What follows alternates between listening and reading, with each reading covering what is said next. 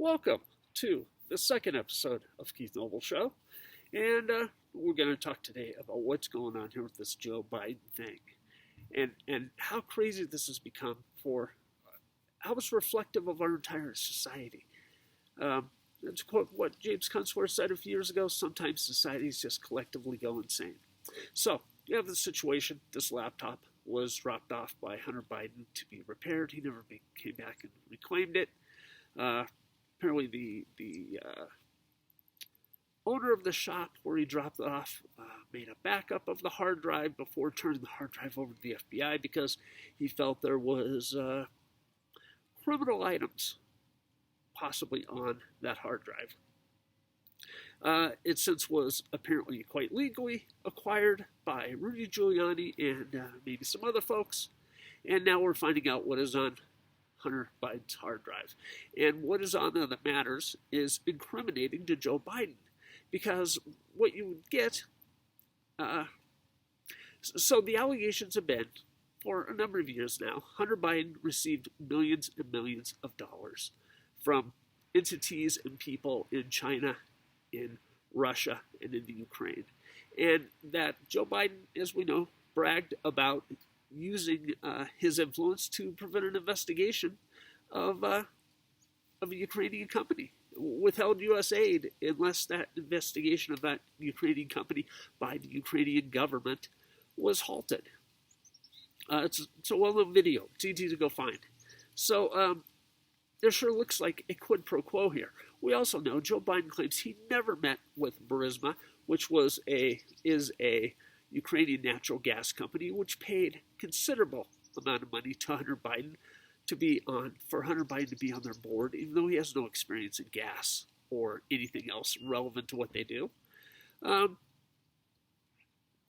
Joe Biden claimed he had never met with Burisma, yet, we have an email indicating, he did.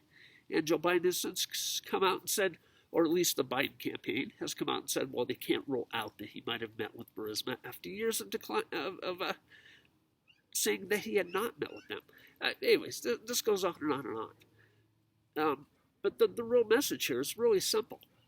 That it looks for all the world, and this has been suspected for a long time, but now it looks like there's actual smoking gun evidence here that Joe Biden used his influence to enrich himself, used his political position to enrich himself.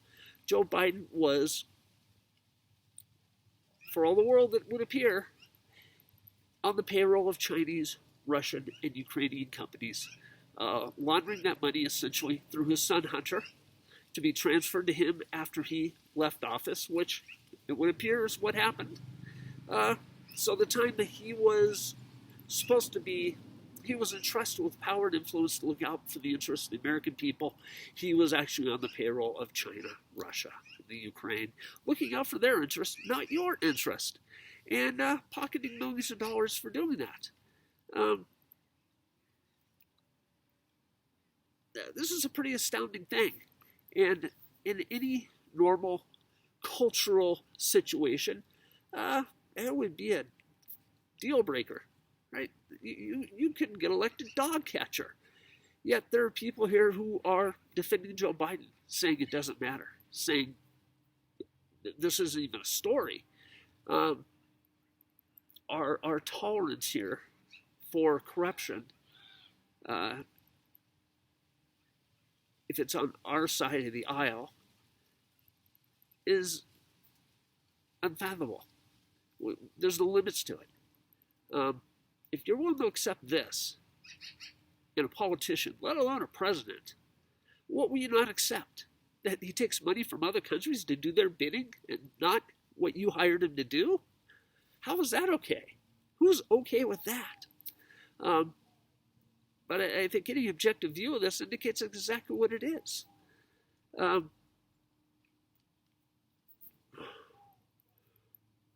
As a culture, we have just so declined. As a government, we've declined. I'll tell you the story about what just happened to me the last couple of days. I went to the undisclosed location out in the forest where I often go and work.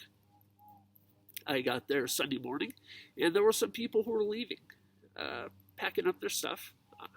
I took their spot, which is a spot I normally camp in during the week, and they pointed to a trailer across the way from us that they hadn't seen anybody there the entire weekend, and the trailer was surrounded by trash, and that was visible from where I was, 100 yards away.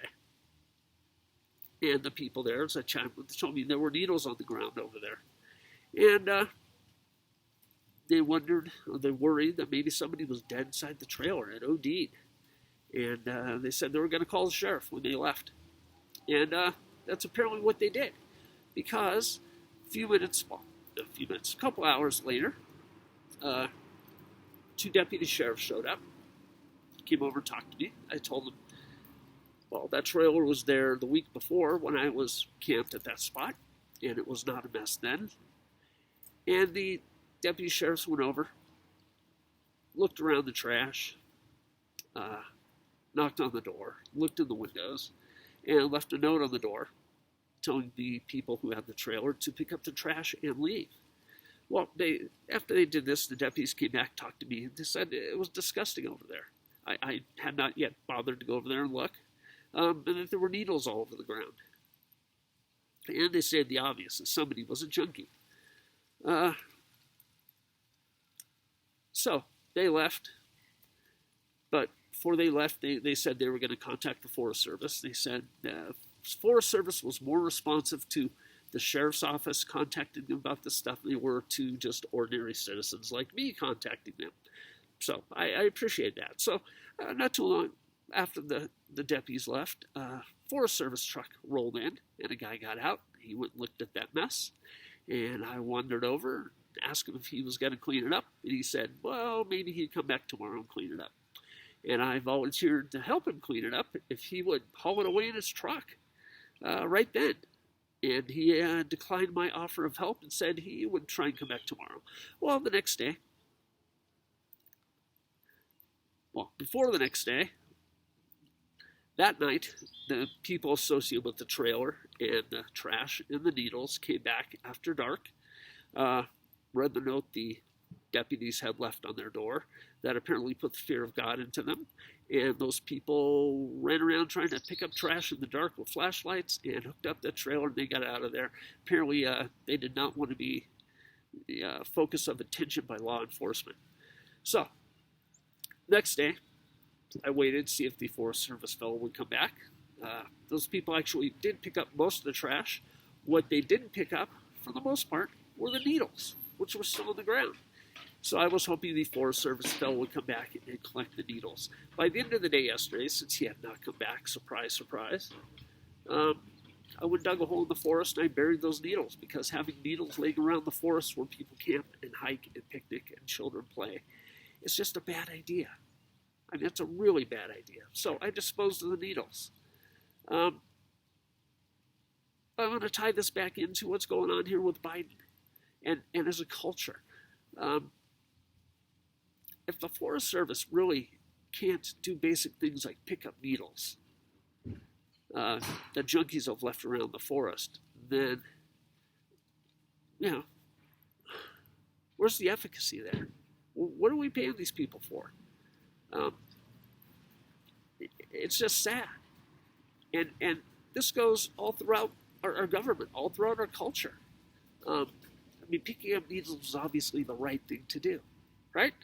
Don't leave needles laying around where people children and animals can be injured by them. Especially whether the needles form some kind of a drug addict.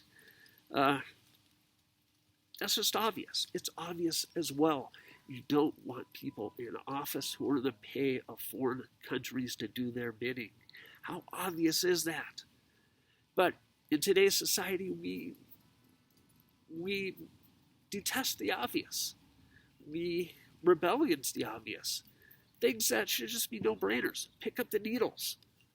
Don't take money from China, Russia, and the Ukraine while you're in office to do their bidding. These things are obvious. But people want to argue. They want to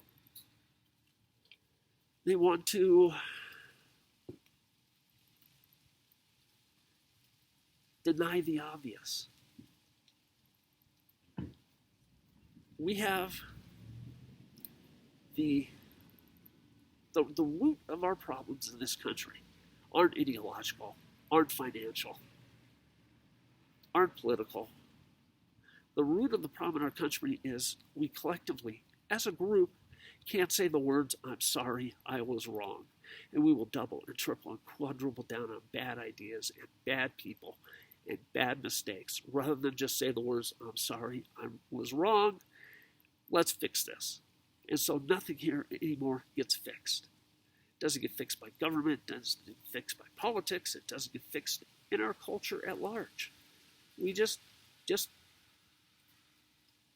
keep rolling down this path, pretending there was nothing wrong, pretending it wasn't a mistake, pretending it wasn't corrupt, pretending these people aren't criminals, pretending that it's not our job to do it, pretending. All because, and so to avoid having to say, "I'm sorry, I was wrong." So, thank you for tuning in today. This is the second episode of the Keith Noble Show, brought to you by Noble's Financial Network, which you can find on Facebook, and Auto Chicks, and you can find me on Twitter under Author Nobles. You can find me, the Noble's Financial Network, on Facebook, and please subscribe to this channel, and we'll see you again tomorrow. Bye-bye.